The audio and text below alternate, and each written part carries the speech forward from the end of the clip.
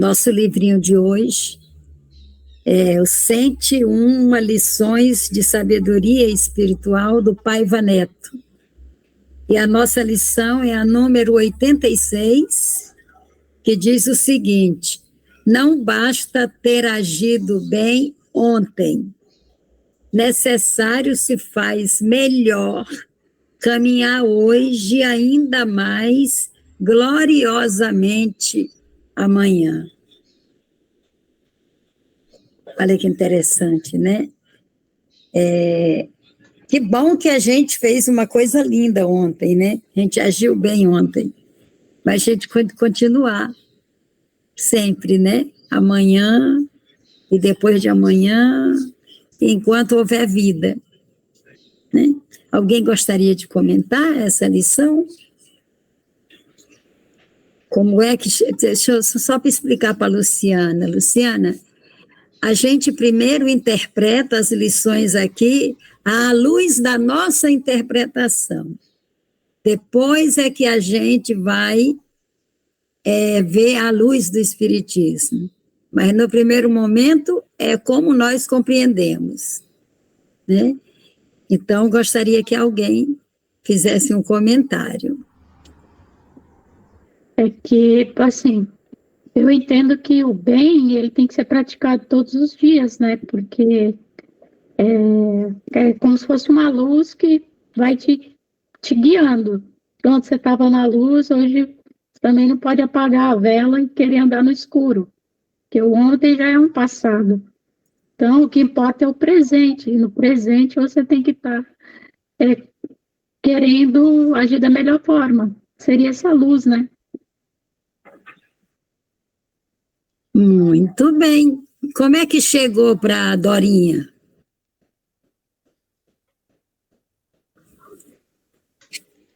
Você está com o microfone mutado.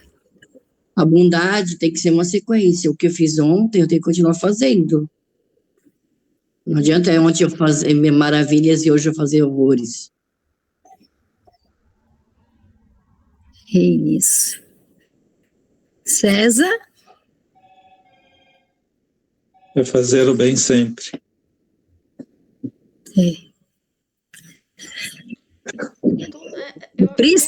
Principalmente para nós, né? Sheila? Então, é isso, né? Eu vou pensar aqui um pouquinho na mensagem muito provocada por uma postura de Dona Vilane, que sempre pede para a gente não levar as coisas ao pé da letra. Eu fiquei pensando no início da mensagem, não adianta fazer o bem só ontem, né? Acho que é alguma coisa assim. É que não é tão adiante, é que já foi feito, você já acendeu a luz daquele dia e cada dia ele vai apresentar os seus desafios e as suas possibilidades de exercer a caridade, de ser bom, de tentar se melhorar, de viver mesmo a vida de maneira plena, acendendo essas luzes que a Luciana falou, fazendo bem sempre, como Dorinha, como César falaram. São novas oportunidades, né? E aquela luz que você acendeu ontem, não é que ela não adiante, ela vai seguir acendendo outras luzes no caminho dela, mas você também vai seguir o seu, acendendo as luzes que se apresentam no dia. E aí me lembra um pouco dessa ciclicidade, né? Da gente não viver de passado, mas que o passado nos nutre, entender que o passado nos nutre pro amanhã. A gente não vive do passado, a gente vive o hoje, com as luzes que se apresentam hoje. O amanhã vai depender do que a gente acender hoje. E do mesmo jeito que o hoje dependeu das luzes que a gente acendeu ontem. Então acho que está tudo conectado, mas é meio viver essa ciclicidade do dia. Entender que todos os dias a gente é acendido pelo sol e a gente precisa acender todos os lugares que a gente puder estar naquele dia. Para mim chega assim, mas sempre adianta, todas as luzes adiantam. O passado ele é uma referência para a gente, né? Então, se ontem você fez o bem e hoje você meio que muda a rota, é como se você quebrasse um ciclo. É isso. É.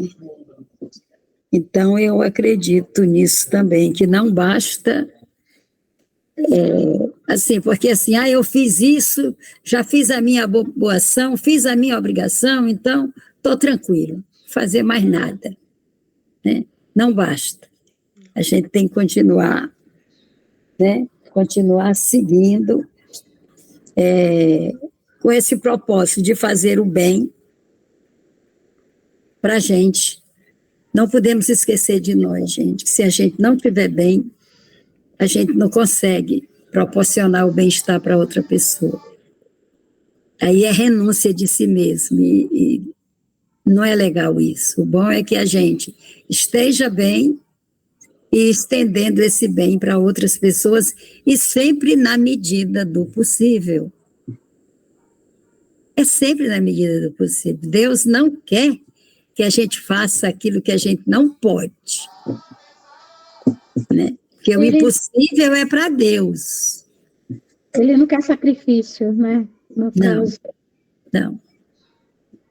Quando fala que o bem reverbera, eu acredito muito que o bem reverbera, é muito mais gostoso, muito mais prazeroso para quem faz o bem, muitas vezes, do que para quem recebe.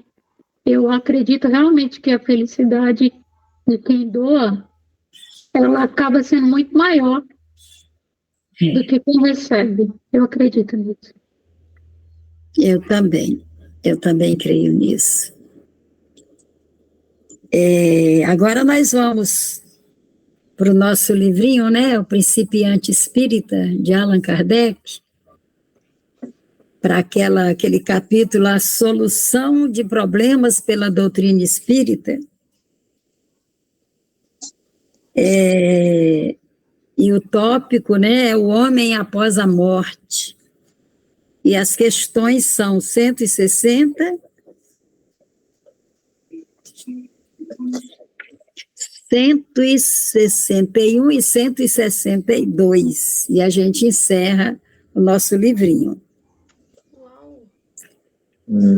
Mas a gente já está com esse daqui, preparando o que é o Espiritismo. Então, a questão número 160 diz assim, sempre lembrando que como é que chega isso para nós, né? Em que consistem os sofrimentos da alma após a morte? As almas criminosas serão torturadas em chamas materiais? Eu vou repetir. Em que consistem os sofrimentos da alma após a morte? As almas criminosas serão torturadas em chamas materiais? Como é que chega para ti, César? Esse é um assunto que eu nunca pensei. Uhum.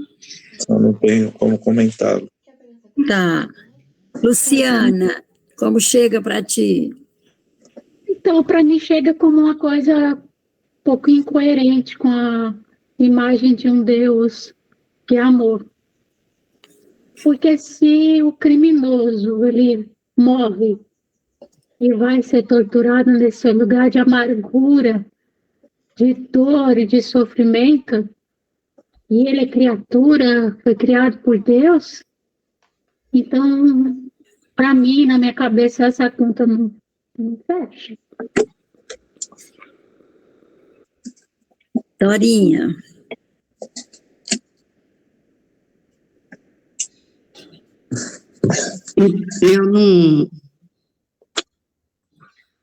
Desculpa, eu não entendi a... Eu vou ler, Dorinha, assim, olha. Em que consistem os sofrimentos da alma após a morte? As almas criminosas serão torturadas em chamas materiais? Bom, na minha opinião, eu acho que Deus é justo, né? Deus é amor, ele não condena, né?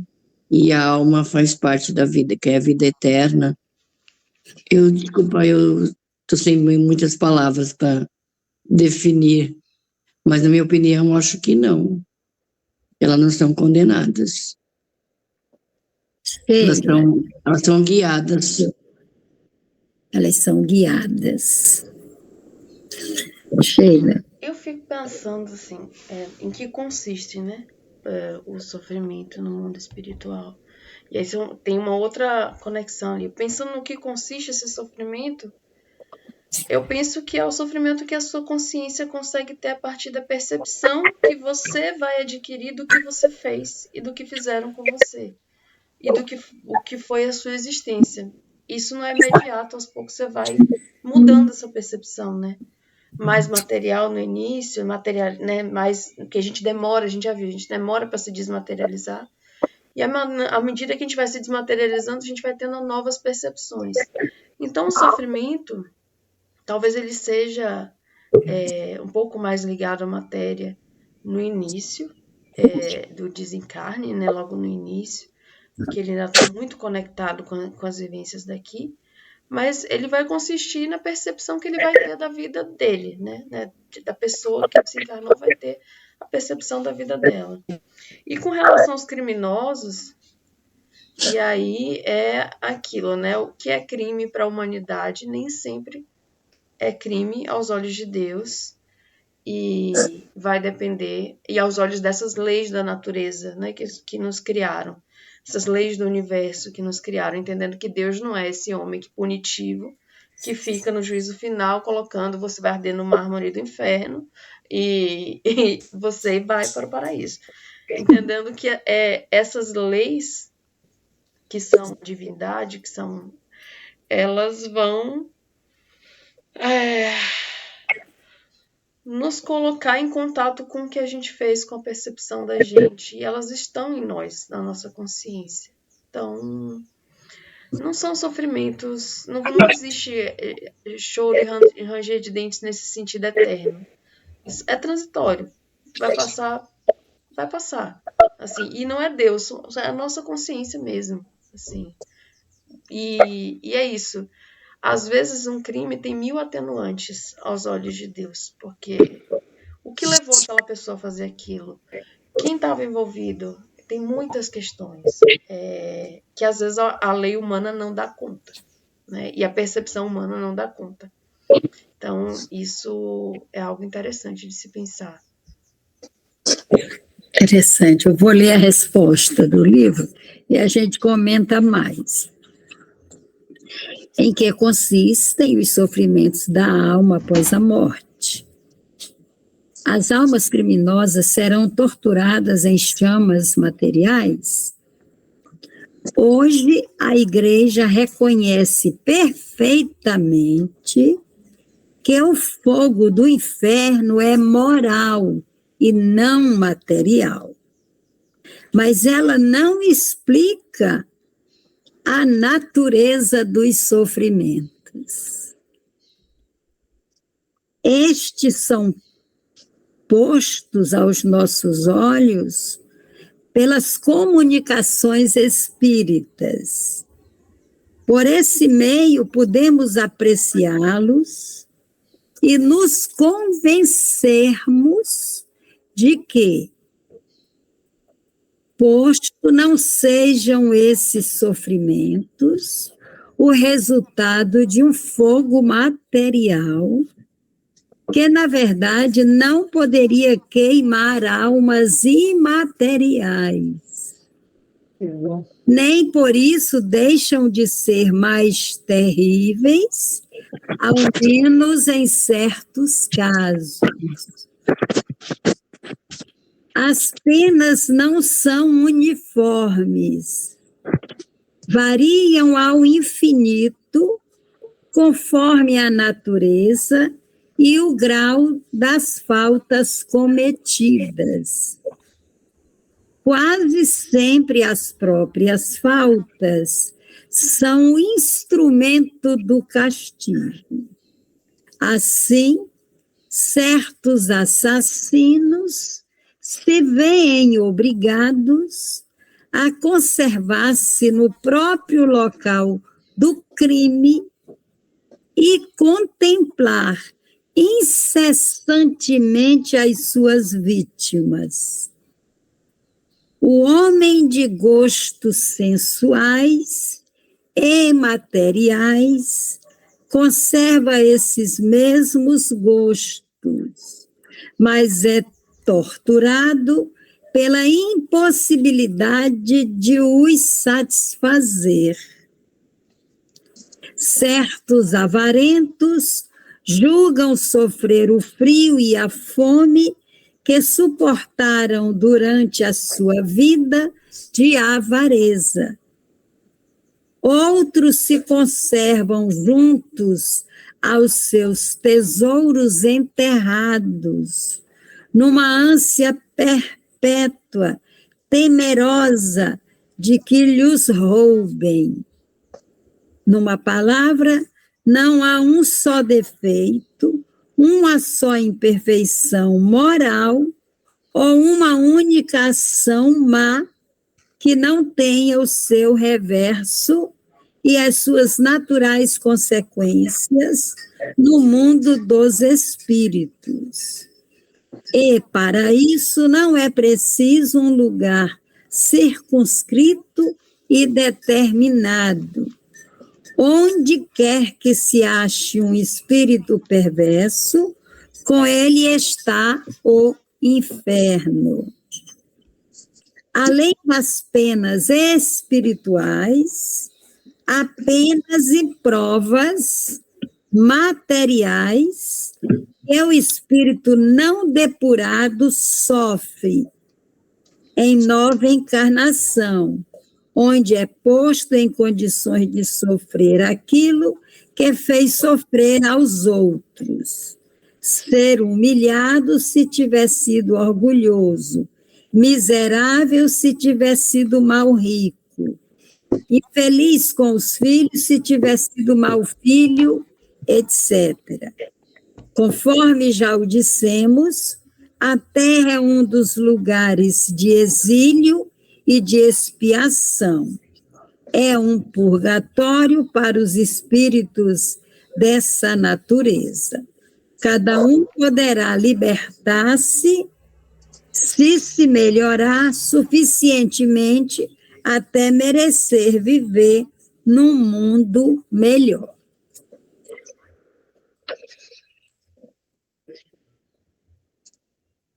Interessante, né? Então, o que a gente entende aqui? É o que você falou, Sheila. O inferno aqui, ele não é material, ele é moral.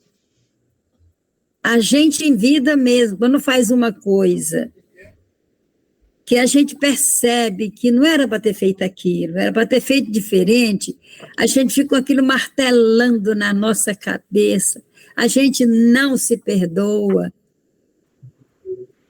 Talvez a outra pessoa já nos perdoou, mas a gente não se perdoa, isso é um inferno. É um verdadeiro inferno. Você, caramba, como é que eu tive coragem de fazer aquilo? Como é que eu não aparei? Como é que eu não cuidei? Olha, a minha sobrinha, vou contar isso que isso aconteceu hoje. A minha sobrinha, ela é médica, e ela mora em Fortaleza e trabalha numa cidade próxima, que ela viaja para trabalhar, todos os dias. E ela é apaixonada por bicho, cachorro. Então, lá no posto que ela está trabalhando, no hospital, apareceu uma cachorra prenha. E ela está desesperada. Já pegou essa cachorra, levou para o irmão, cria cachorro, não deu certo. Já trouxe cachorro de volta. Já está pensando em alugar uma casa para pôr a cachorra. Então, diz que a cachorra adotou ela já.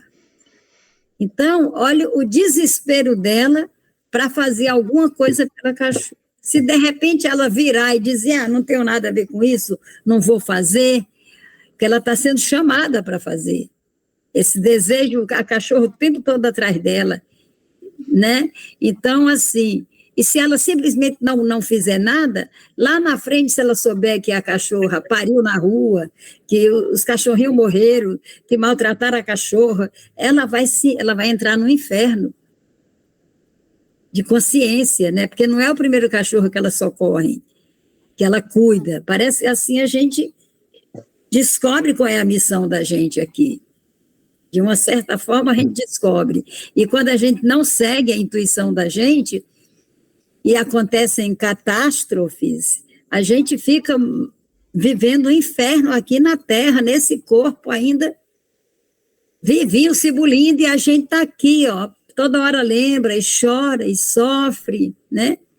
Que nem quando meu pai faleceu, né? É coisa de criança. Meu pai faleceu, eu tinha 8 anos, eu até os 12, 13 anos, eu vivia um inferno, porque eu achava que eu era culpada. Que se eu, na minha cabeça, se eu tivesse chamado ele para passear, ele não tinha morrido. Tivesse dado a mão para ele, saído passeando com ele não tinha morrido. Então, olha só. Então, foi um inferno. Eu vivi quase 5 anos de inferno, acreditando que eu era responsável pela morte dele. Então, é assim. É assim no plano espiritual. Enquanto a pessoa não recebe visita dos espíritos superiores, e às vezes recebe e não vê, não percebe. E fica difícil auxiliar. Mas é como a Sheila falou, é tudo transitório. Não existe o queimar no fogo do inferno eternamente. O fogo material queimando almas imateriais, né? Isso não existe. O inferno está na nossa consciência, a gente que cria ele. O inferno é criado pelo homem e o céu é criado pelo homem. Né? Algum comentário?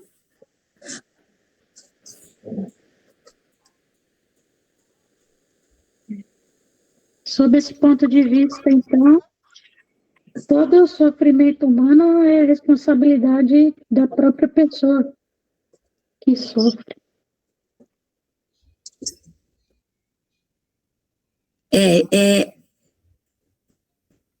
Meio assim, triste. Eu vejo assim, que nós somos responsáveis quando nós somos omissos, quando nós cometemos uma falta que prejudica a nós mesmos, não é nem o outro, às vezes é a nós mesmos. E a gente é responsável, mas existe assim, a gente vive num planeta de provas e expiações. Quem é responsável pelas pessoas que vagam pelas ruas para o destino de ninguém? Como responsabilizar essas pessoas? Né? Como responsabilizar? Porque a gente não tem memória se o que foi que a gente fez para estar nesse destino, para estar nesse inferno, né, que vocês falam. Eu não tenho memória. Eu só sei que eu me lasco diariamente, mas eu não tenho memória. Não? Quando a gente chega aqui, hoje eu falei isso com Deus. Estava indo para o banho, eu falei, meu Deus, como é que é isso? A gente chega aqui e não consegue lembrar de nada. Eu tenho que esperar passar para o lado de lá para lembrar, né? Então, muitas coisas são, muito não, tudo, praticamente, é apagado, e a gente tem alguns lampejos, alguns sinais, né? Mas existe também, Luciano, uma questão social, que é, por exemplo, a fome. A fome é um distúrbio social gerado pelo egoísmo, que responsabiliza o indivíduo pela responsabilidade de todos. Tem as questões individuais e as questões coletivas. Então, nós não vamos atribuir uma pessoa que está passando fome. Claro que tem essa questão de que está passando por dificuldades, porque em outras existências provocou alguma coisa. Mas a gente não pode levar isso ao pé da letra, porque senão a gente isenta a responsabilidade do coletivo, que é a sociedade como um todo, né? Carolina Maria de Jesus diz que quando uma criança passa fome, é responsabilidade de todo mundo. É responsabilidade de todo mundo, porque o nosso mundo é muito desigual. Eu concordo com ela. É porque eu também não consigo deixar de raciocinar que pode ser que alguém sofra, mas ele não fez nada. Não fez nada em uma vida anterior. Não, ele não está pagando por nada. Ele não vive sozinho, ele não vive isolado numa ilha. Tem muita gente em volta. E o contexto? Exato, e o contexto. O contexto, onde fica o social, onde fica a responsabilidade daquelas pessoas que estão à volta e que não fazem o que deveriam fazer. Como que um pode ser responsabilizado se ele mora num planeta com 7 bilhões de habitantes, hoje são muito mais? E se você dá um peido lá na China, reflete aqui, virou uma ilha essa bosta desse planeta. Você entendeu? Não pode acontecer nada, porque se acontecer alguma coisa lá no Japão, entendeu? A bolsa caiu, a bolsa subiu, vai refletir aqui. Não tem mais isso de porque o que está acontecendo hoje no Japão é o problema do Japão. É cacete. O que acontece no Japão vai refletir aqui, o que acontece aqui vai refletir na Argentina, que vai refletir no Chile, porque virou uma ilha. E é tudo instantâneo. O que acontece aqui, em questão de segundos, todo mundo, o planeta inteiro vai ficar sabendo. Se isso for filmado, então, cai na mídia, cai com uma bomba, assim, entendeu? Fulano foi assassinado, ciclana foi estuprada não sei aonde, sabe? Então, virou uma aldeia e, assim, um grande Big Brother, onde tudo que acontece, todo mundo sabe. Virou um lugar onde a privacidade virou uma questão extremamente difícil de controlar, porque se você quiser a privacidade, dá seus pulos. Você dá seu jeito, porque é muito difícil manter a privacidade hoje em dia. A privacidade virou um artigo de luxo, assim, porque todo mundo quer filmar tudo, mas não quer filmar com preocupação social. Quer filmar a desgraça alheia para ter tema para conversar, para ter tema para discutir, para ter tema para escrever, porque os jornais vivem da desgraça, né? Da social, e desgraça vende livro, desgraça vende jornal, desgraça vende, que é uma maravilha. Vende muito mais do que coisa boa. Então, como que eu posso atribuir a um indivíduo a responsabilidade pelo seu sofrimento? Eu acho que pode ser, mas pode também não ser.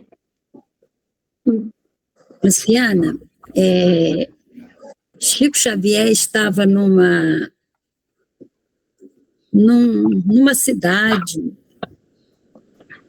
e estava reunido com algumas pessoas, alguns confrades, né?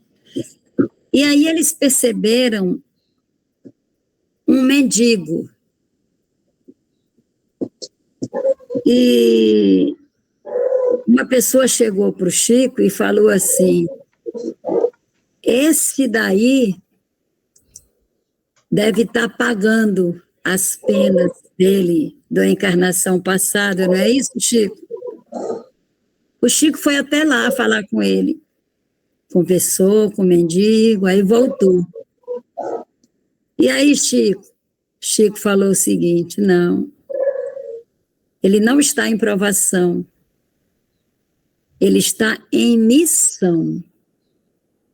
É um espírito extremamente evoluído e que pediu essa condição como missão, né?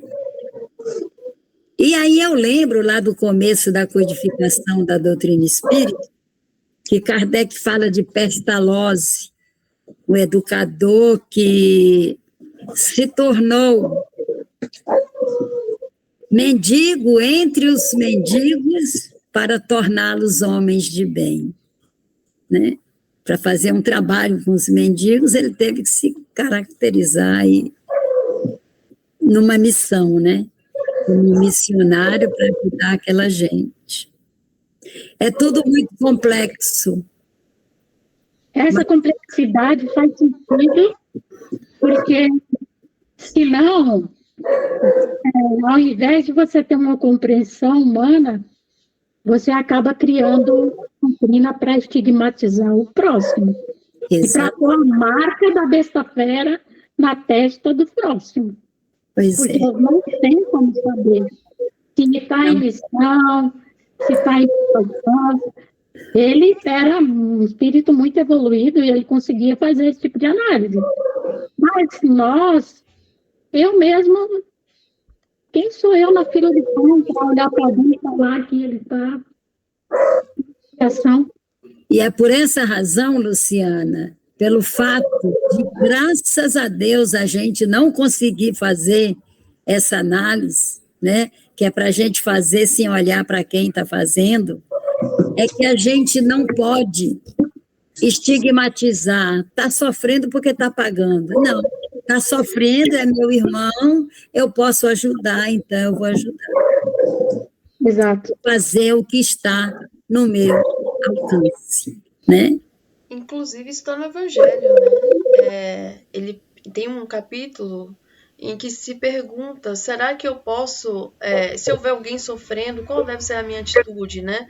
Eu devo ter essa atitude, tá sofrendo, então, já que ele está sofrendo porque precisa, eu vou aumentar a prova dele, para que ele espie mais, ou eu devo me isentar. E aí a resposta é muito clara no livro, na instrução, no sentido de que se aquele sofrimento se apresentou a você, seja ele no mundo material ou espiritual, você pode e deve ajudar. E se ele apareceu no seu caminho, é porque você precisa ajudar aquela pessoa. Não é porque ela está sofrendo e que ela está num karma, ou que você está isento de ajudar. Porque você apareceu no caminho significa que ela tem o merecimento de ter a sua ajuda. Assim, porque ninguém encontra ninguém em determinada situação por acaso. Então, significa que você tem a potencialidade de ajudar. Você pode escolher cruzar os braços e dizer está passando porque merece. Mas isso é uma atitude que vai lhe acarretar consequências. Porque quando a grande ficha moral cai, e aí dá aquela ressaca moral que a gente tem, como Dona Vilane falou, aqui encarnado mesmo.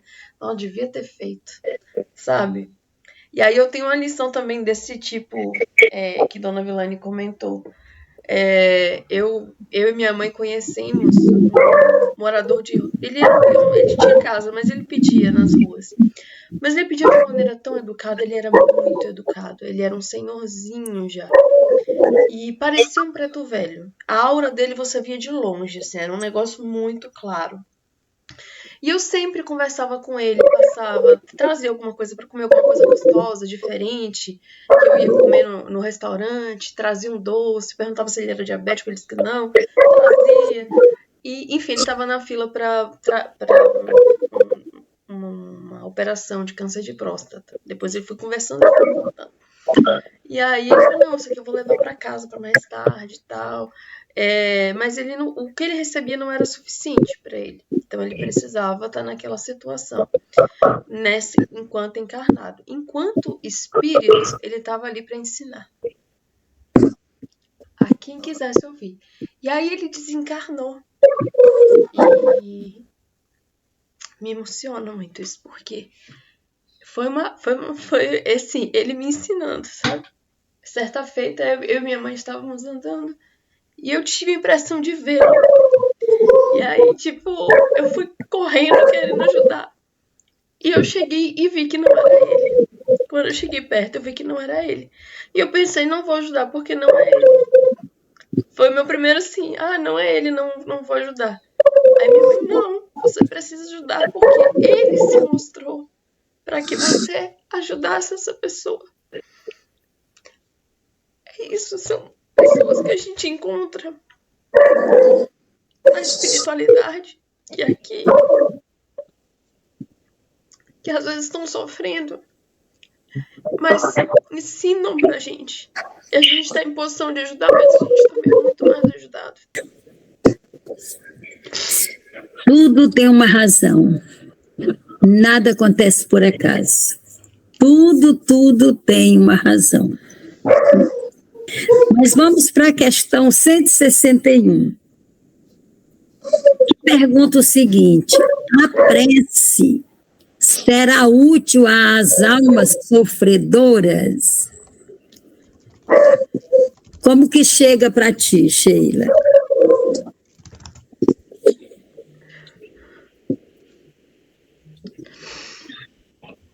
Desculpa, dona Vilane. Desculpa, gente, aqui é emoção. Desculpa. Porque fazia muito tempo que eu não me lembrava dele. Eu conheço um caso assim, Sheila. Minha filha, a Cleane, ela fez um trabalho como agente de proteção social. Então, ela atendia os mendigos das 8 da noite às 2 da manhã. E um desses mendigos faleceu, e ela sofria muito, lembrava demais, lembrava dele, chorava.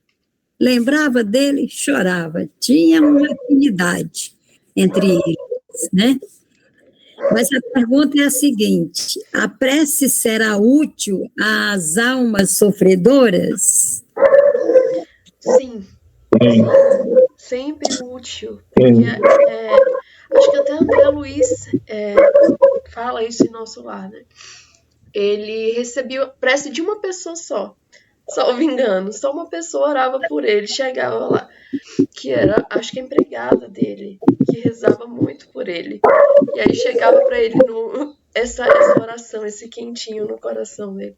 Então, assim, sim, e amparava ele, dava força a ele, orientava ele. E acho que sim, é muito importante que a gente faça essa prece, mas é como fazer a prece, né, pelos que já foram. Não é fazer a prece com desespero, é fazer a prece com saudade, com carinho, com afeto, mas entendendo que é um processo e pedindo a iluminação para que a pessoa possa caminhar. E que os laços de afeto eles seguem, até porque se existe a prece, existe o laço de afeto. E os laços de afeto são fortalecidos, mas entendendo que a pessoa precisa seguir a sua jornada com muita luz e muita força. Então, é muito importante que a gente reze pelos que já partiram, porque faz toda a diferença no conforto que eles vão receber. E como a gente faz essa prece também, que a gente reza desesperado, desespera eles também. Serenidade, né? César estava falando. Eu falei que sim. Que chega lá, né? A nossa prece chega para os nossos entes queridos, né? Sim. Dorinha? E é um acalento, né, para a alma, né? Uma prece bem prece. Não adianta você ficar desesperado, né? Fazer uma prece desesperada que vai angustiar mais do que ajudar, né? Exato. Lu? Eu creio que chega sim. Vamos ver a nossa resposta aqui. Os bons espíritos a recomendam. Os sofredores a suplicam como meio de aliviar os seus padecimentos. Tem mais resposta, mas eu vou parar para fazer um comentário aqui, que eu já conversei com vocês sobre isso, que a gente tem a gente se compadece muito das vítimas, e a gente ora pelas vítimas, e a gente esquece de orar pelos algozes. Olha só, né? Os algozes, quando eles passam por lá, eles suplicam para esses, né? Porque eles tomam consciência do que eles fizeram, né? Como nós espíritas sabemos que todos nós só temos um destino, que é a evolução perpétua, e que todos vão evoluir, né? Então, é recomendado orar pelas vítimas e pelos algozes, encarnados e desencarnados. Isso não quer dizer que a gente está a favor dos algozes e que a gente não quer que eles cumpram suas penas. Muito pelo contrário, a gente quer que os algozes sejam afastados da sociedade para não cometer barbaridades com outras pessoas. Mas a gente não quer que essas pessoas, os algozes, sejam torturados. A gente não quer que passem fome, frio, né? A gente não quer que eles fiquem no luxo. A gente quer o mínimo para a sobrevivência como humano. Exatamente para a gente não negar essa humanidade que tem em todos nós, independente de sermos vítimas ou algozes, né? E vou continuar a leitura. Experimenta a alma por quem se pede uma consolação, porque vê nisso uma demonstração de interesse. E o infeliz sente-se aliviado sempre que encontra criaturas que se compadecem de suas dores. Por outro lado, a prece o estimula ao arrependimento e ao desejo de fazer aquilo que é necessário para ser feliz. É assim que suas penas podem ser aliviadas quando, por seu lado, aí tem uma palavra aqui que não é muito comum, coadjuva. Eu acho que completa, né? Ajuda a ação por sua boa vontade. Então, olha só, a nossa prece pelo algoz, que está em sofrimento no plano espiritual, provoca nele o arrependimento. E aí já começa uma nova fase na vida espiritual desse algoz, né? Então, é sempre bom fazer prece. Toda vida que a gente sabe de um caso assim, de que alguém fez uma maldade com outro, a gente pedir socorro para a pessoa que é vítima, pedir a espiritualidade que a ampare, que a cuide, que a console, mas também pedir a Deus pelo algoz, olha que coisa, né? Pedir a Deus que afaste essa pessoa, pedir a Deus que coloque na consciência dele o arrependimento pelo mal que causou, né? É tão difícil isso, né? Mas Jesus fala lá, quando ele fala, amem os vossos inimigos. Isso faz lembrar que não existe um motivo para se viver que não seja pelo outro. E se não existe ninguém no mundo que olhe para o outro com um olhar de humanidade, um olhar piedoso, então pare sobre ele a escuridão, porque o que nos ilumina ou nos escurece sempre vai ser o olhar do outro. Para que existir se não for pelo outro? Não existe motivo de existência se não for pelo outro. Então, eu acho que isso vale para a vida, isso vale para cá e isso vale para lá. O olhar do outro dizendo, não, eu quero ascender, eu quero brilhar, eu quero deixar de ser, que esse mal não me pertença, que esse mal não faça mais parte de mim. E é o olhar do outro. Sempre vai ser o olhar do outro que vai nos servir de estímulo ou de desestímulo. É isso. Sem o outro não há vida, né? Não há sentido. Não tem sentido. Não tem Nós somos seres sociais. Me lembra também uma coisa que a minha mãe sempre fala, que é todo algoz tem uma mãe. Todo algoz tem uma família exatamente. que sofre muito. E que não tem esse direito às pessoas se compadecerem. Porque elas não se compadecem. Elas estão lá querendo a justiça, e aí pensando que às vezes a gente confunde justiça com vingança. Quando a gente é cruel. E a gente tem que ter cuidado quando a gente fala. Claro que às vezes a gente é tomado por fortes emoções. Mas a gente...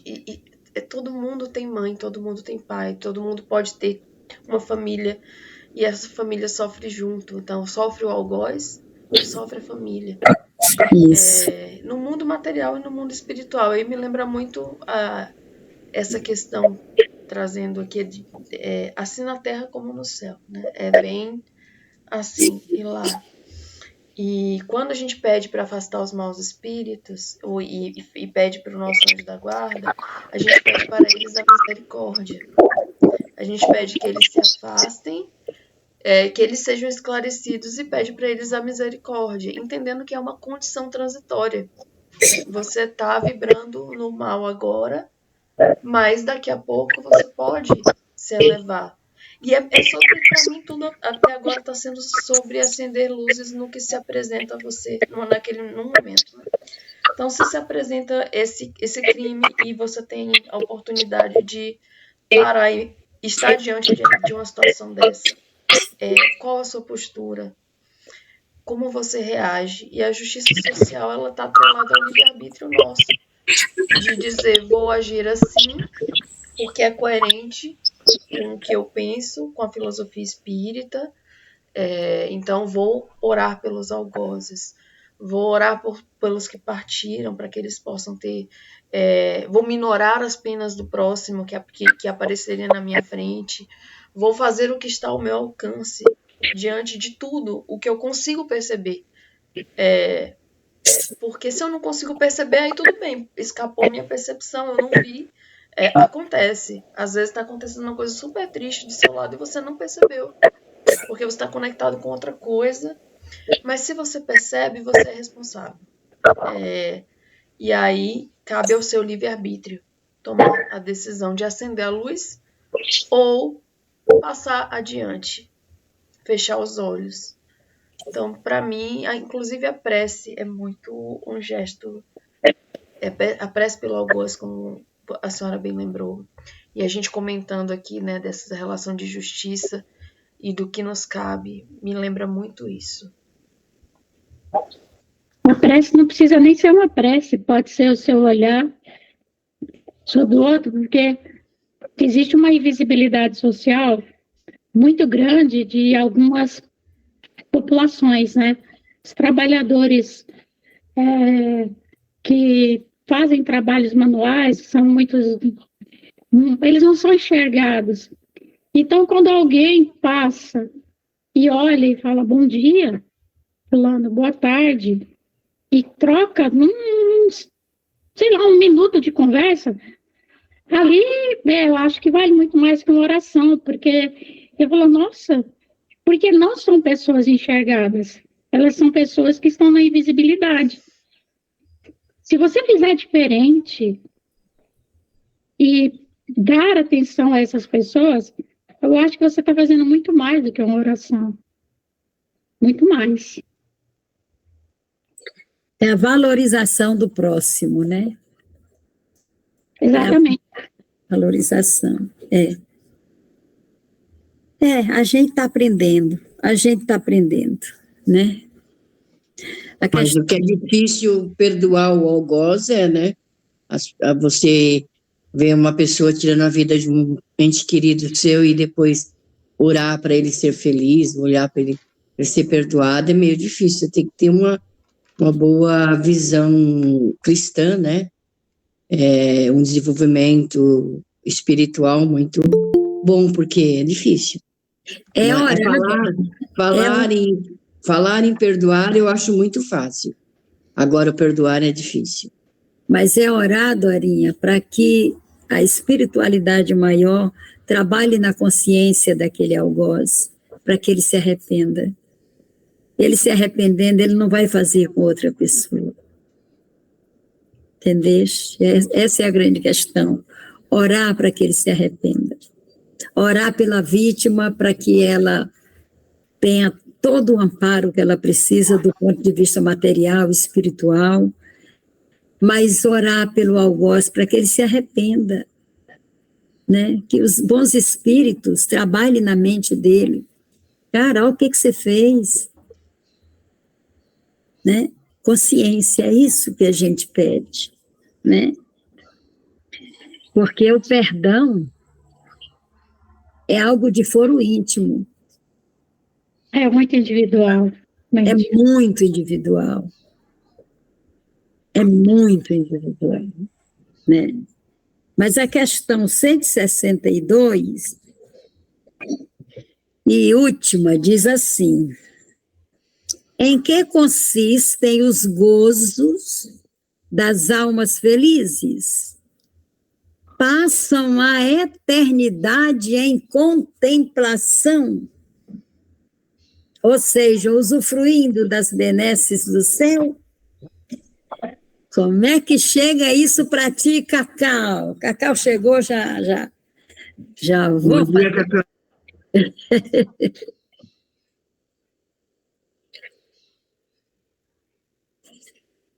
Como é que chega para ti, minha amiga? Bom dia. Vilane, você pode ler novamente, por favor? Posso. Em que consistem os gozos das almas felizes? Passam a eternidade em contemplação?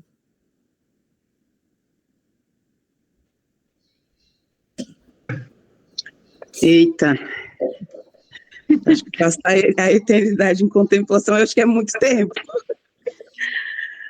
Né? Eu acho que é tempo demais. Acho que até mesmo porque está no processo de evolução, está sempre aprendendo. Então, não sei no que consiste, acho que em fazer um bom trabalho, né, em processo de evoluir, de entender aí tudo o que aconteceu, o seu caminho. Sei, Vilane, fiquei meio que... Mas não passa eternidade não, porque senão imagina, né? Acho que vai nesse processo aí de evolução, tem nos trabalhos, algumas encarnam, outras não encarnam novamente, enfim. Mas acho que é isso. Obrigada. César, como é que chega para ti, meu amigo? Me lembrou de Sócrates, no livro Fédon, falando acho que com o próprio Fédon, que esperava da vida após a morte encontrar os amigos filósofos e também os que criaram os mitos, tal, para dialogar e passar a eternidade nesses encontros, nessas trocas de ideias. Me lembrou dessa passagem. Muito bem. Luciana? Ai, mas ia ser um saco isso, né? Porque, assim, eu acho que esse povo tem que trabalhar também, né? Porque se eles ficarem só em contemplação, imagina. essa eternidade ia ser um pouco sacal, né?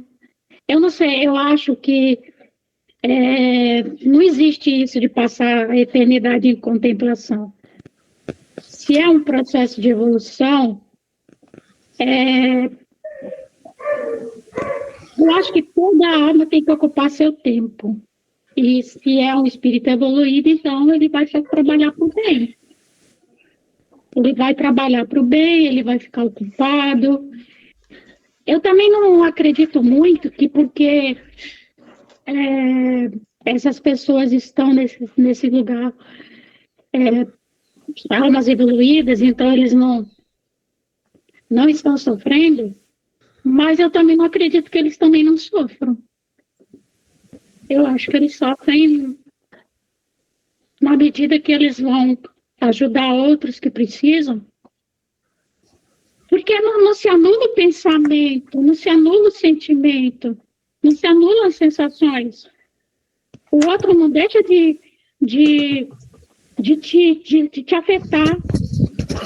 Então, se o outro não deixa de te afetar, se o outro, se o sofrimento do outro te afeta, e se a dor do outro te afeta, então você sofre também, mesmo sendo espírito evoluído, mesmo estando nesse lugar que não é, eu não acredito que seja de contemplação. Esse negócio de, que tem um lugar, então já vamos passear pelas nuvens, nesse jardim cantado, cheio de flores, e a gente vai coçar o dia todo, não. Desculpa. Isso daí não existe. Isso não existe. Isso não faz sentido, isso não tem lógica. Obrigada, Luciana. Dorinha? Eu acho que a felicidade e nem a tristeza é infinita, né? Você não contempla a felicidade 24 horas por dia, nem a tristeza. Existe uma balança, né, entre o bem e o mal, a felicidade e a tristeza. Eu acho que você não passa eternamente feliz, não, contemplando. E todo mundo, assim, todo mundo gostaria, né, de quando fosse para outro plano espiritual, encontrasse seu ente querido, a sua mãe, seu pai, a sua família, seria muito bom, né, mas a gente nem sabe realmente o que nos espera do outro lado, né. Obrigada, Dorinha. Sheila?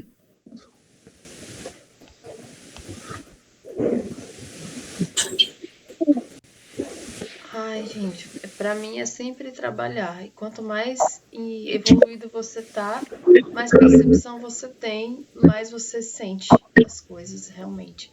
Então, assim, mais amplo é o seu espectro, maior é a sua família universal, mais você tem noção das coisas. E aí que lembrando que o Chico Xavier, por exemplo, né? Ele tinha um mentor espiritual dele, que era um espírito bastante evoluído, que era o Emmanuel. E o Emmanuel, ele encarnou enquanto o Chico ainda estava encarnado, né? Como professor de história. Ele seria professor de história no interior de São Paulo. E eu fico imaginando, hoje em dia, isso foi antes do Chico desencarnar, final dos anos 90. O Chico já sabia que o Emmanuel estava se preparando para a encarnação dele. Seria no Brasil, seria no interior de São Paulo e seria como professor de história. Então é trabalhar, sempre. E fico imaginando o Emmanuel dando aula de história hoje, que talvez seja uma área das mais sofridas, para você ensinar com tanto negacionismo, assim. Mas é onde precisava ter alguém nessa linha de frente, né? Então não importa a evolução do espírito, às vezes eles querem vir para ajudar mesmo. Não é porque precisam, mas porque desejam, porque é importante que haja um trabalho ali, naquele espaço. E o Emmanuel, como eu era muito evoluído, ele conseguiu orientar o Chico nos horários de sono, e enquanto ele ainda era um bebê, e seguiu a vida material como uma criança, né, ainda. Aí o Chico desencarnou um pouco depois, né? E o Emmanuel está encarnado. Então, assim... e o Chico segue trabalhando também como espírito evoluído, que é do lado de lá, agora inspirando, né? Ele ainda tem uma encarnação, ele ainda tem programada uma encarnação aqui no Brasil, inclusive. Mas não é por agora. E é isso, é trabalho sempre, né? Trabalho lá, é trabalho cá. As esferas se invertem porque a gente vai e volta, mas é trabalhar sempre. Quanto mais evoluído, claro, a gente se alimenta das nossas vivências. Mas é isso, não é viver do passado. Nenhum espírito evoluído quer viver de glórias do passado, porque isso estacionaria ele, seria contra a filosofia do que ele acredita. Então, é trabalhar mesmo, ter consciência de que tem um trabalho. Imagine a gente na pequenez da gente.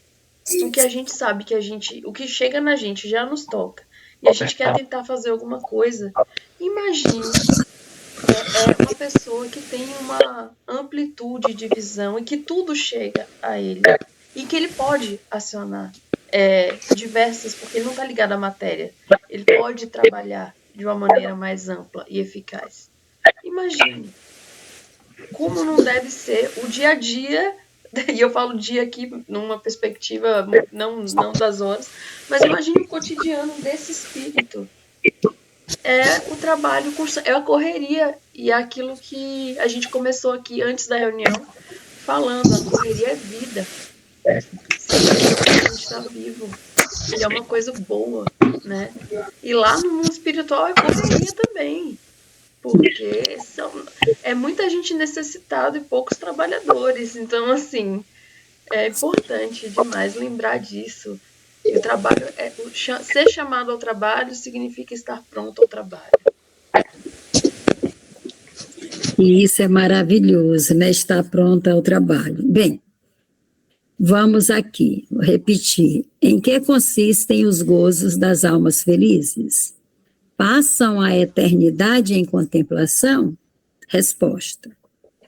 Quer a justiça que a recompensa seja proporcional ao mérito, do mesmo que a punição proporcional à gravidade da falta. Assim, há infinitos graus nos gozos da alma, desde o instante em que entra na via do bem até o momento em que atinge a perfeição.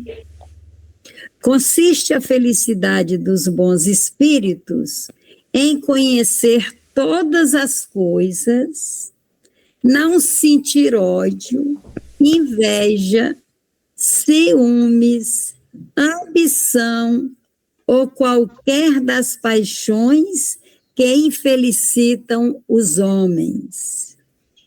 Para os bons espíritos, o amor que os une é fonte de suprema felicidade, pois não experimentam necessidades nem sofrimentos, nem as angústias da vida material. Um estado de terna contemplação seria uma felicidade estúpida e monótona. Seria uma aventura egoísta e uma existência perpetuamente inútil. Ao contrário, a vida espiritual é uma incessante atividade pelas missões recebidas pelos espíritos do Ser Supremo, como seus agentes que são no governo do universo. Essas missões são proporcionadas ao adiantamento de cada um. Seu desempenho os torna felizes, porque lhes oferece oportunidade de serem úteis e de fazer o bem.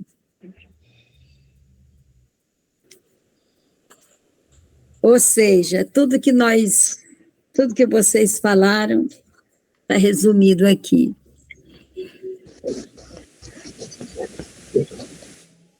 Os espíritos que atingiram certo grau de aperfeiçoamento, eles recebem missões e vão trabalhar. Gente, teve um terremoto agora lá me clareia aí o nome do lugar, que morreram 1.000 pessoas. Uhum.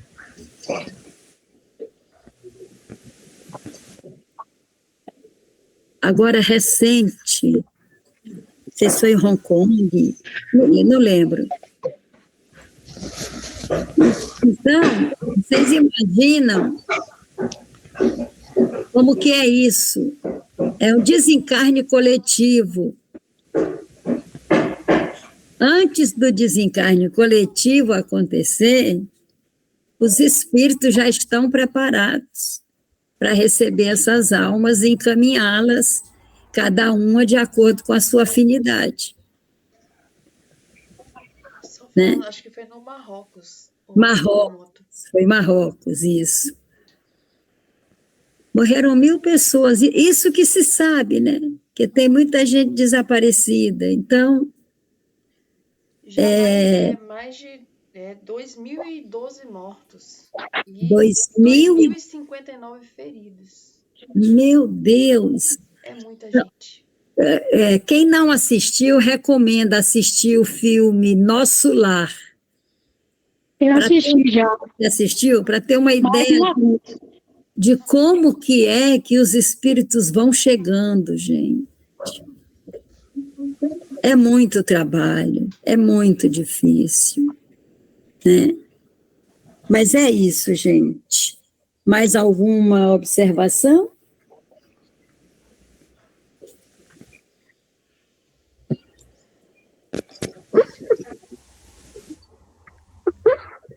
Então, eu vou pedir para que alguém faça uma prece pequenininha para a gente fazer a leitura do Evangelho. Só um minutinho aqui. Opa! Quem gostaria de fazer a prece pequenininha para a gente fazer a leitura do Evangelho?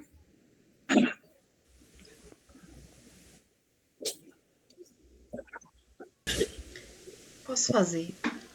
Obrigada.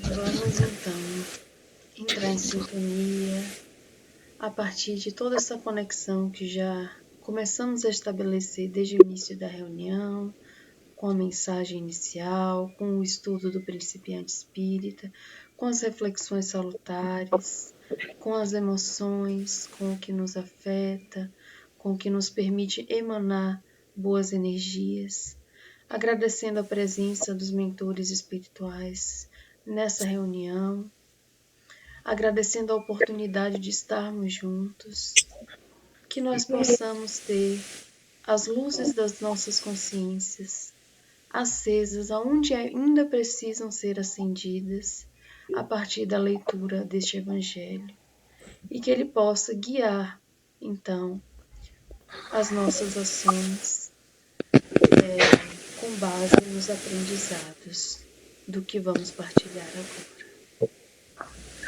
Pai nosso que estás no céu, santificado seja o vosso nome, venha a nós o vosso reino, seja feita a vossa vontade, assim na terra como nos céus.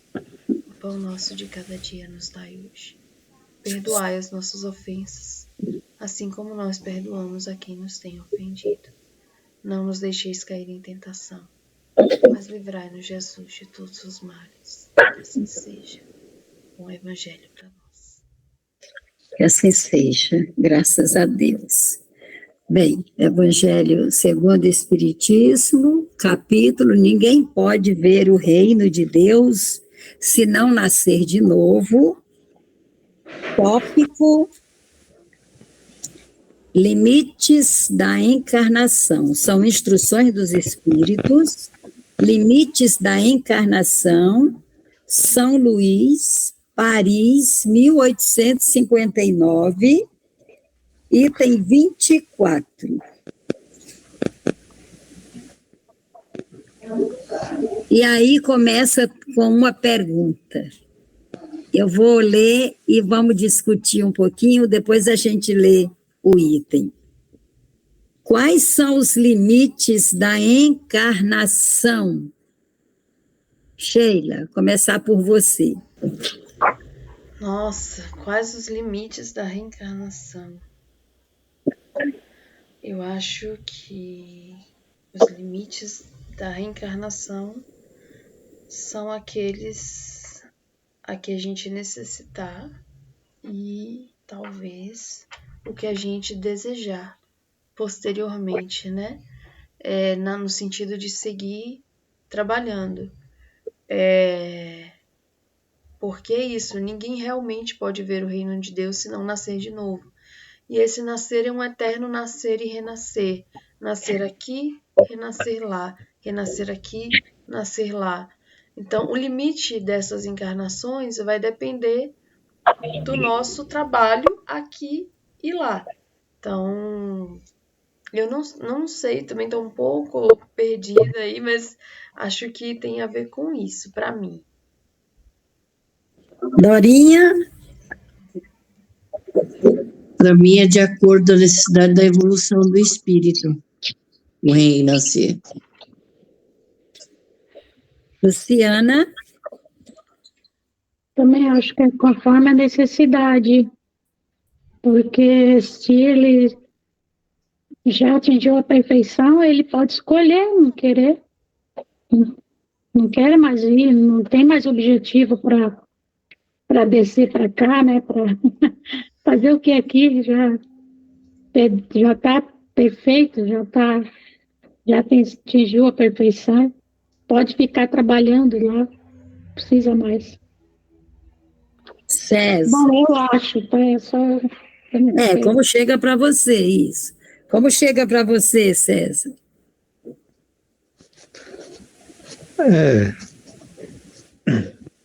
Os textos de hoje me lembram do Fédon e das discussões de Sócrates com seus discípulos. Ele acreditava que a formação em filosofia, o desenvolvimento filosófico, permitia, na mesma encarnação, já não precisar mais se reencarnar. Isso está lá no Fédon de Platão. Muito boa lembrança. Cacau?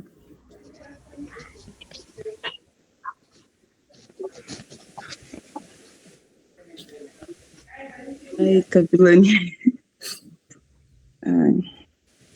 Eu acho que, eu não vou falar de que é de acordo com a necessidade do espírito, porque muitas vezes não é, né? Ou que ele acredita que é uma necessidade para ele, né? Porque é muito isso, às vezes a gente acha que nós estamos prontos, ou que estamos preparados, nós não estamos, o processo de evolução, a gente acha, algumas vezes achamos que somos evoluídos, mas também não estamos o suficiente. Então eu acho que é de acordo com a necessidade para a evolução dele, né? Então, ou tanto lá quanto aqui é de acordo com o que ele precisa aí para evoluir e trabalhar tanto lá quanto no mundo espiritual, quanto aqui no nosso físico, né? Mas eu não consigo mensurar aí de... sei ainda... Eu não tinha pensado, acho que nessa questão, assim, em nenhum momento aí dos estudos, acho que eu não tinha pensado. Então, hoje a gente está pensando, né? Que bom. Quais são os limites da encarnação? Não existem limites bem definidos para as encarnações.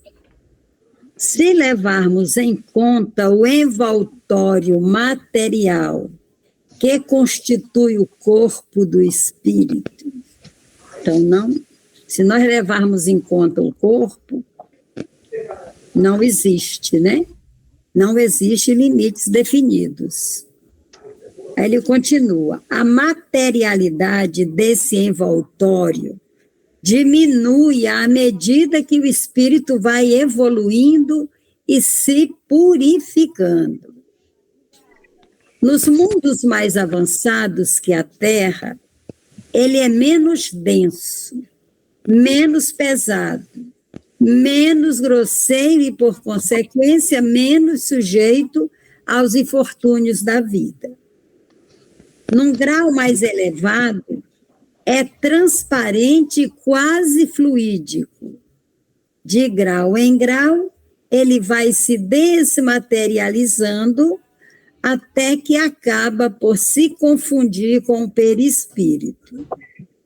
O espírito se reveste com um envoltório apropriado ao mundo em que é chamado viver.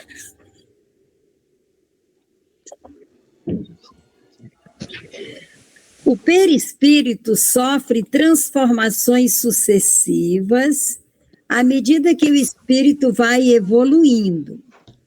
Torna-se cada vez mais fluídico até a purificação completa, que é a condição dos espíritos puros.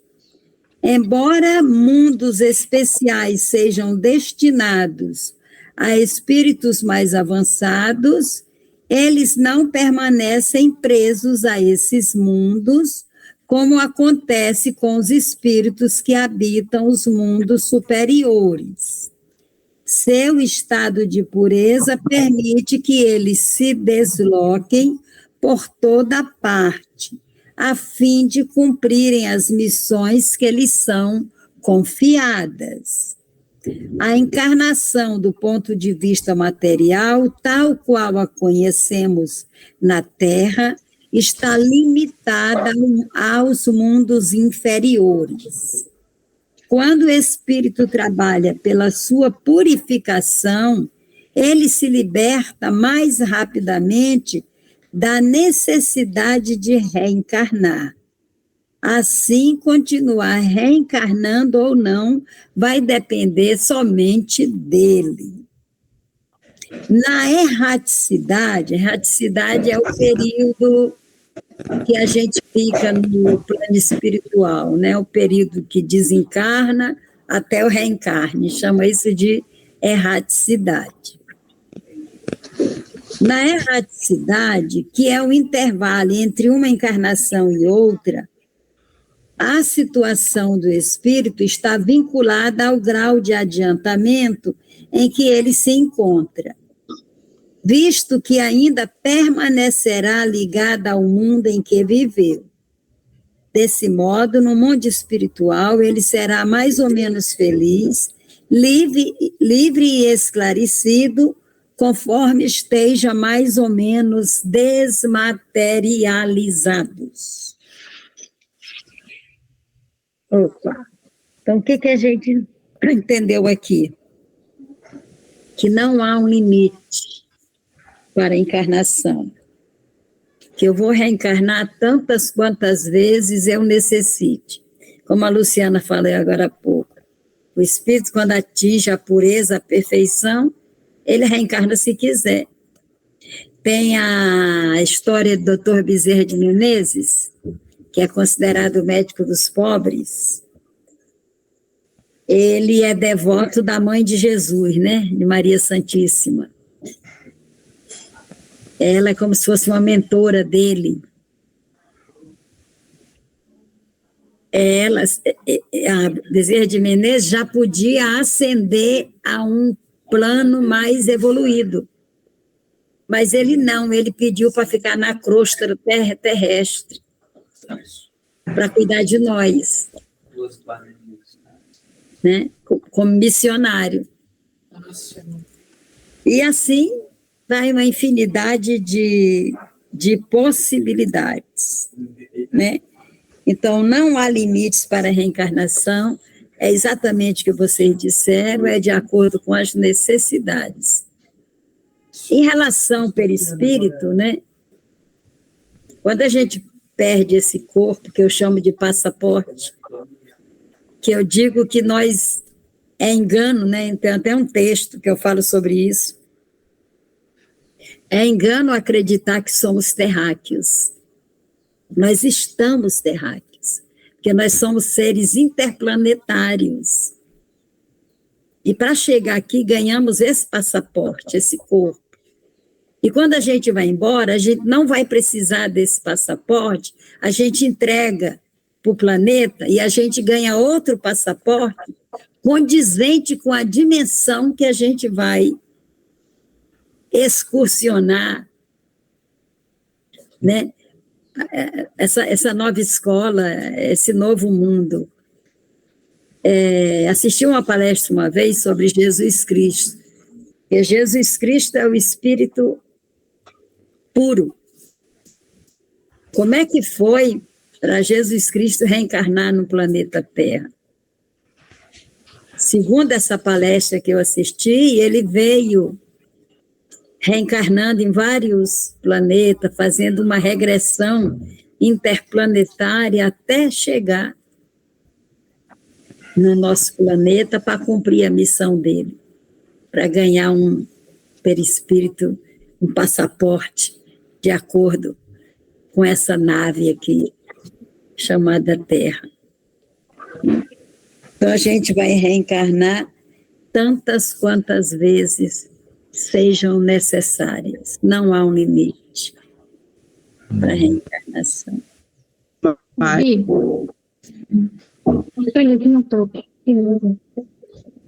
Uma pergunta que eu sempre quis fazer, mas que eu também nunca tive quem fazer, né? Por que o espírito precisa de um corpo? Por que ele precisa se alojar em um corpo? Olha que pergunta fantástica, né? Existem mundos superiores que o espírito não precisa de um corpo. O espírito precisa de corpos de acordo com a sua evolução. À medida que ele vai se depurando, ele vai se tornando fluídico, o corpo passa a ser mais sutil e o grau máximo de pureza é só luz, não precisa de corpo. Então, a gente precisa porque a gente ainda está no processo de evolução. Quando ele for só luz, ele vai ter um contorno ou um espírito totalmente evoluído, ele só pensamento? Só essência. Ele é só essência. Só essência. E aí então, foge... E aí, Luciana, foge a minha compreensão, entendeste? Não sei a tua, Sheila, Dorinha, Cacau, César. Porque a essência não tem forma. Porque, por exemplo, Deus, quem é Deus, né? O que é Deus? A gente sabe que Jesus é a personificação de Deus. Agora, Deus... Ainda ontem alguém falou sobre essa coisa da gente ser a imagem e semelhança de Deus. Não é física. A nossa imagem e semelhança de Deus é o que concerne o nosso poder de criação. Deus cria a primeira realidade, que é imutável. Nós criamos uma segunda realidade, né? Deus perfeito na sua divindade e nós perfeitos na nossa humanidade, né? Porque ele diz lá, sede perfeitos, como o vosso Pai Celestial é perfeito. Assim diz Jesus, né? Então, se alguém quiser complementar, para ajudar a Luciana, por que o espírito precisa de um corpo? Porque, assim, se for para... o corpo é uma coisa visível.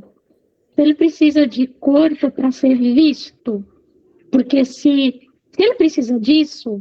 e o corpo é uma matéria e ela tem contorno, e aí eu sou vista por você, você consegue olhar para mim e me ver, porque eu tenho essa matéria, mas se eu fosse só essência, você não poderia me ver.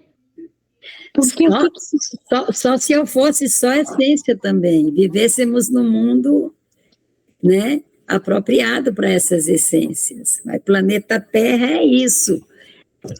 A gente precisa do corpo material. E você tem uma forma que eu enxergo, mas na realidade eu não enxergo você.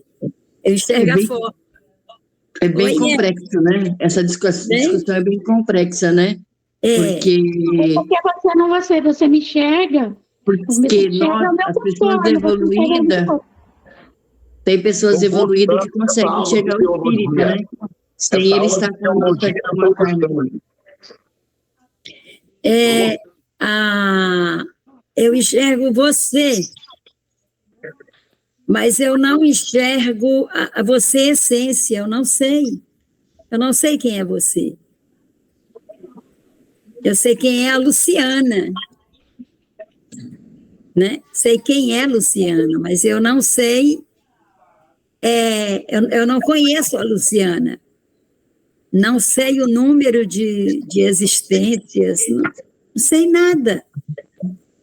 Você sabe alguma coisa de mim, Sheila? Não sei isso que eu me mostro. Então, na realidade, a gente não se conhece, né? A gente está num laboratório, a Terra é um laboratório de convivência para aprendizagem. A gente precisa aprender a conviver, por isso que nós estamos juntos. Na verdade, a gente não conhece ninguém, mas, para além da matéria, quando a gente tem uma afinidade com alguém, e você olha dentro do olho de alguém, de uma certa forma você consegue enxergar essa essência. Você consegue enxergar a bondade, você consegue enxergar a maldade, você consegue enxergar o desprezo, você consegue enxergar muita coisa através do olhar. Que eu vejo que eu acho que é o único órgão do corpo que você olha, é como se fosse é uma janela, porque você vai olhar para mim e você vai sim conseguir enxergar a minha essência. De uma certa forma, através do olhar do outro, a gente consegue até saber se ele é de verdade ou se ele é de mentira, se ele está dissimulando ou se ele não está dissimulando, se ele está sendo sincero ou se ele está mentindo. E aí, mas você não está dentro do outro, justamente. Mas existe uma maneira, que eu não sei explicar qual é que é esse mecanismo, que sim, eu vou olhar para você e eu vou saber muita coisa de você, sim. Eu vou conseguir enxergar a sua essência. Porque, assim, depende muito da nossa percepção. Às vezes a nossa percepção é falha. Por que muitas vezes nós somos enganados? Porque nós percebemos aquilo que a gente quer que seja. A gente alimenta a nossa percepção daquilo que a gente deseja. E quantas vezes a gente é ludibriado, enganado, né?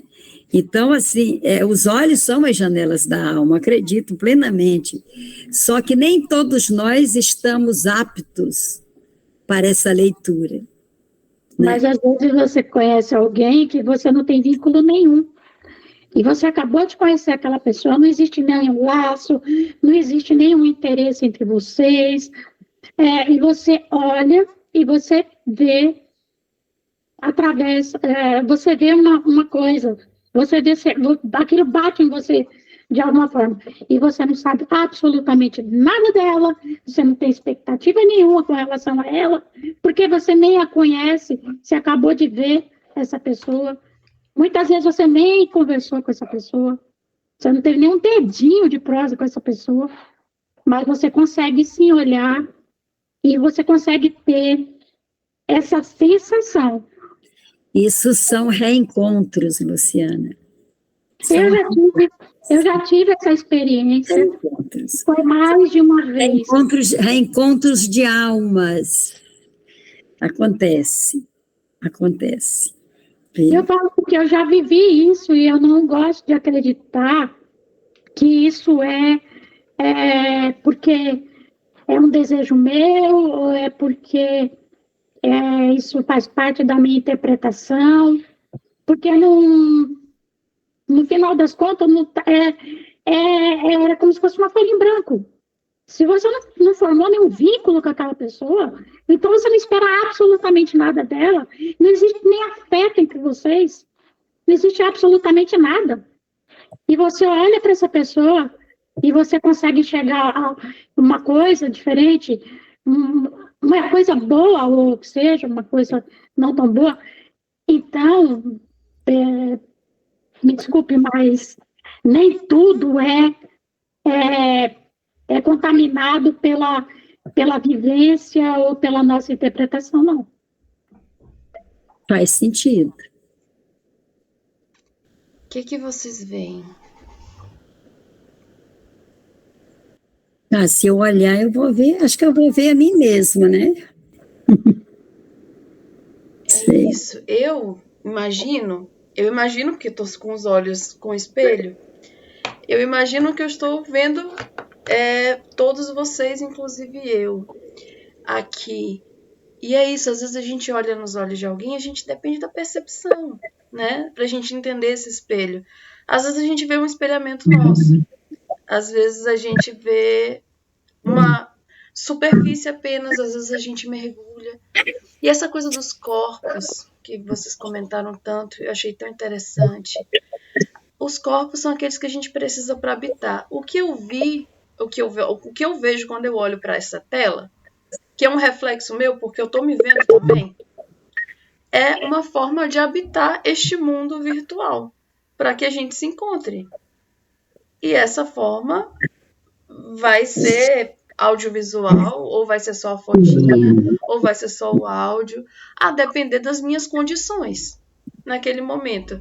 Às vezes eu não posso ligar a câmera, às vezes eu não posso ter o áudio porque tá barulho, às vezes eu não posso. Então, acho que olha para essa experiência que a gente está tendo aqui agora.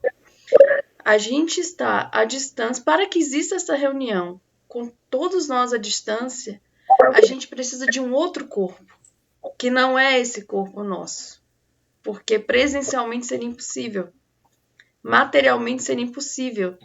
A gente precisa de alguma forma abrir mão da matéria, se desmaterializar, se transformar num outro corpo, fragmentado, para que a gente possa estar em inteira presença dentro do mundo virtual. Então, o mundo virtual exige outra corporalidade, que vai ser essa corporalidade que vai depender das nossas conexões.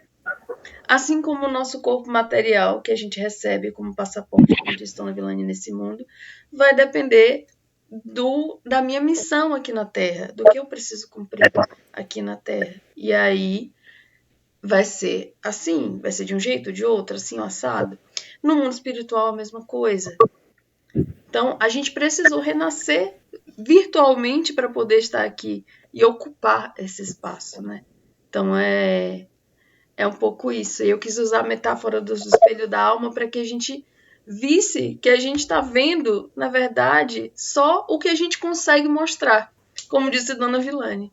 Assim, o que eu vejo, o que eu sei de vocês, o que vocês mostram, o que vocês conseguem mostrar. Agora eu estou conseguindo mostrar áudio e vídeo. Pode ser que daqui a pouco eu precise fechar a câmera para fazer qualquer ajuste. Eu preciso fechar o áudio. É questão de necessidade, tudo é transitório. Todas essas corporalidades são transitórias. Daqui a um tempo, pode ser que a internet evolua a um ponto e as tecnologias a um ponto que a gente consiga quase um teletransporte, sabe? Existem muitas experiências de realidade expandida, assim, quem sabe, né? E assim são as progressões dos mundos, assim. Vejo muito dessa maneira. E entendo essa experiência aqui como um outro corpo. É uma leitura, mas o que chega para mim, quando eu vejo a sua imagem, é o seu corpo e não outro corpo. Eu estou vendo a Vilane, a imagem da Vilane. Não é da Jussara, nem da Camila, e nem da Roberta. Eu vejo o reflexo dela. Então, para mim, se é virtual ou não, eu estou me relacionando com a Vilane. Eu não estou me relacionando com outra pessoa. Ainda que ela esteja aí, eu esteja aqui.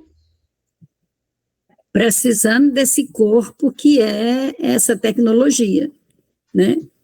Que está fazendo essa mediação.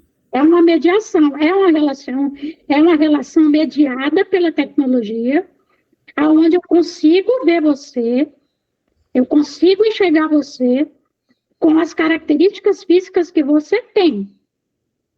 Então, dizer também que é outra corporalidade, até que ponto? Porque eu estou vendo a Vilane, eu estou vendo a Cláudia eu não estou vendo, mas eu estou vendo a Sheila, com todas as características dela, e para mim ela está presente, como se ela estivesse aqui no mesmo espaço que eu.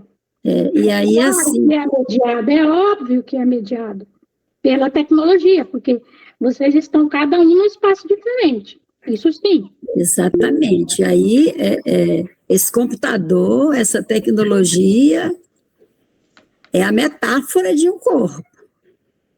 Ô, gente, me desculpa, mas eu vou ter que sair, tá bom? É uma metáfora. Gente, a gente já vai para as vibrações, viu? Vamos só recapitular aqui o que a gente estudou hoje no Paiva Neto. A gente estudou que não basta agir bem só no passado, né? A gente tem que dar continuidade esse agir bem.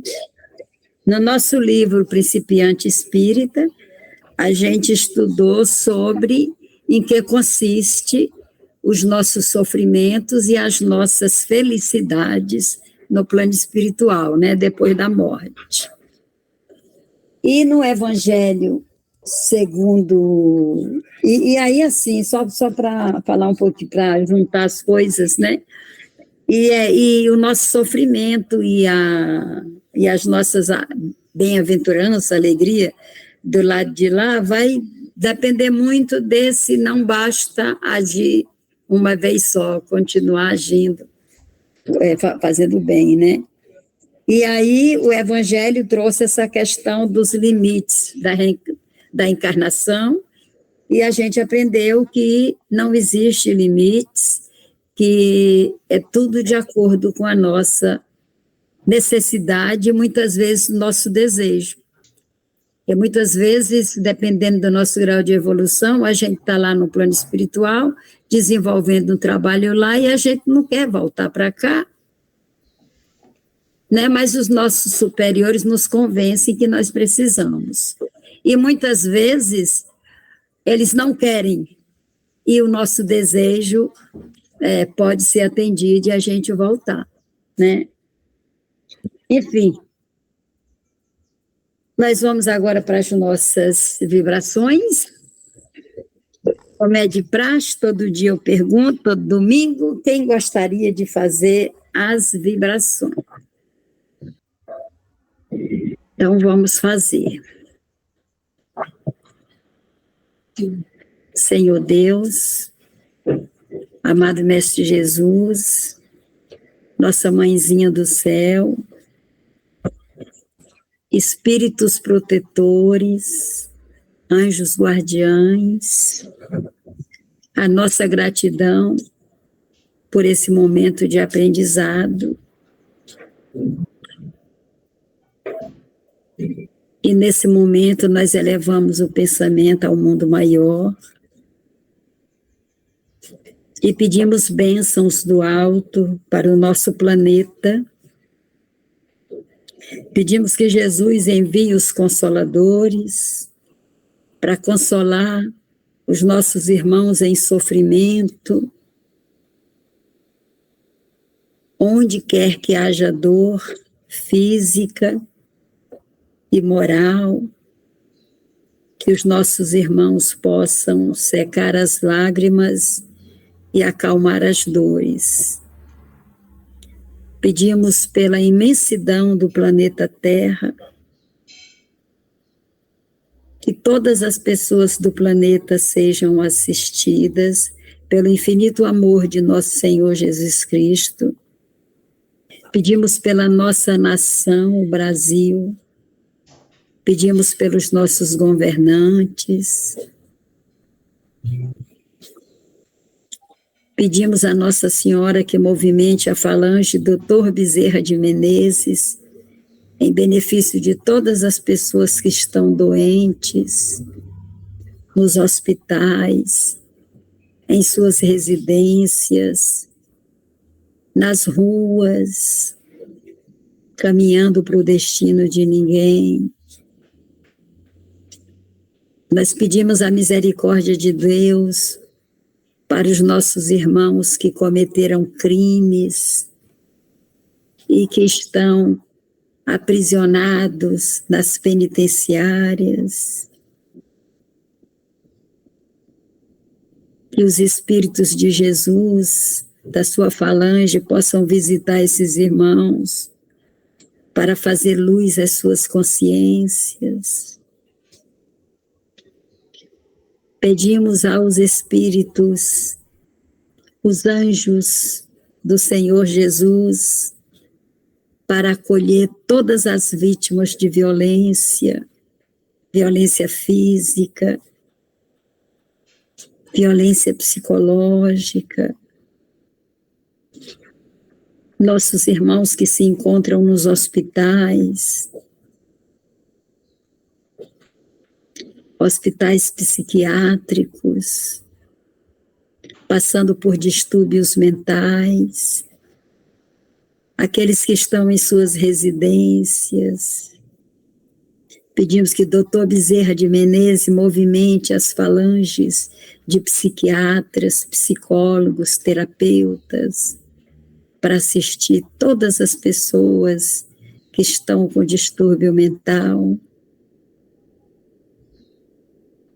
Pedimos aos anjos do Senhor para plantar um jardim de união junto de cada moradia, para que as pessoas se inspirem no perfume da paz e da harmonia.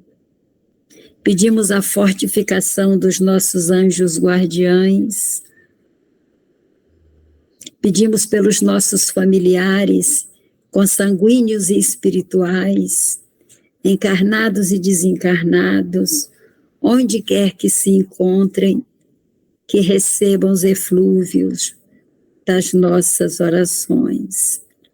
Pedimos a bênção para o nosso trabalho, para os nossos estudos, para as nossas pesquisas. Pedimos a bênção para a nossa vida afetiva, para a nossa vida profissional. Pedimos a bênção para esse grupo espírita Jesus no Monte Tabor, que possamos ser fortificados para aliar a nossa fala às nossas ações. Pai nosso que estás nos céus, santificado seja o vosso nome, venha a nós o vosso reino, seja feita a vossa vontade, assim na terra como nos céus. O pão nosso de cada dia dai-nos hoje, perdoai as nossas ofensas, assim como nós perdoamos a quem nos tem ofendido, e não nos deixeis cair em tentação, mas livrai-nos, Senhor, de todos os males, que assim seja. Ave Maria, cheia de graças, o Senhor é convosco. Bendita sois vós entre as mulheres, bendito é o fruto do vosso ventre, que é Jesus.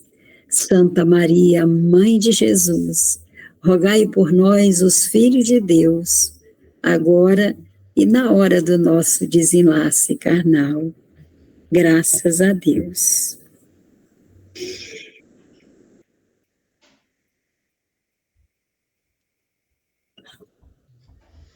Graças a Deus.